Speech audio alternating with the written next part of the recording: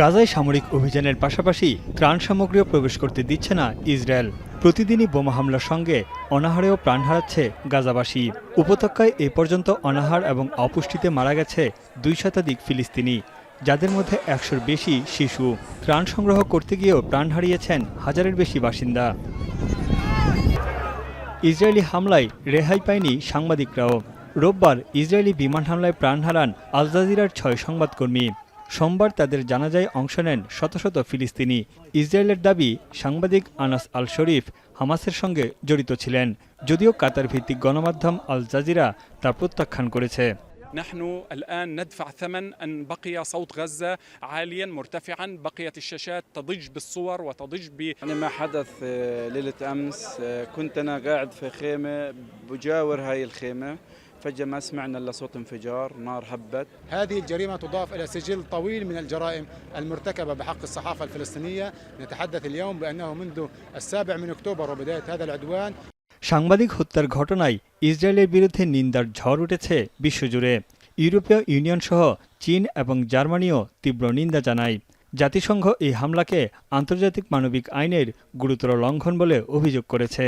The Secretary General condemns the killing of the 6 Palestinian journalists in an Israeli airstrike in Gaza City. The Secretary General calls for an independent and impartial investigation into these latest killings.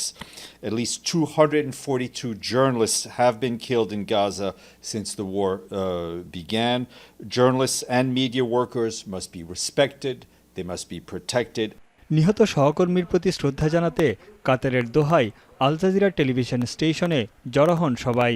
এ সময় তাদের স্মরণে নীরবতা পালন করেন সহকর্মীরা। Israel ইচ্ছাকৃতভাবে সাংবাদিকদের লক্ষ্য করে হামলা চালাচ্ছে বলে অভিযোগ করেন তারা। এদিকে সাংবাদিক হত্যার প্রতিবাদে লন্ডন, বার্লিন, তিউনিস, রামাল্লা সহ বিশ্বের বিভিন্ন অঞ্চলে বিক্ষোভে নামেন শত শত মানুষ। এদিকে ফিলিস্তিনকে রাষ্ট্র হিসেবে স্বীকৃতি দেওয়ার ঘোষণার একদিন পরই ইসরায়েলের তীব্র সমালোচনা করলেন অস্ট্রেলিয়ান প্রধানমন্ত্রী অ্যান্থনি আলবানিজ। এ সময় তিনি বলেন, গাজার মানবিক পরিস্থিতি নিয়ে মিথ্যাচার করছেন ইসরায়েলি প্রধানমন্ত্রী Benjamin Netanyahu. Decisions of the Netanyahu government, firstly the stopping of aid that we've seen is just completely unacceptable, and we have said that. I spoke with Prime Minister Netanyahu.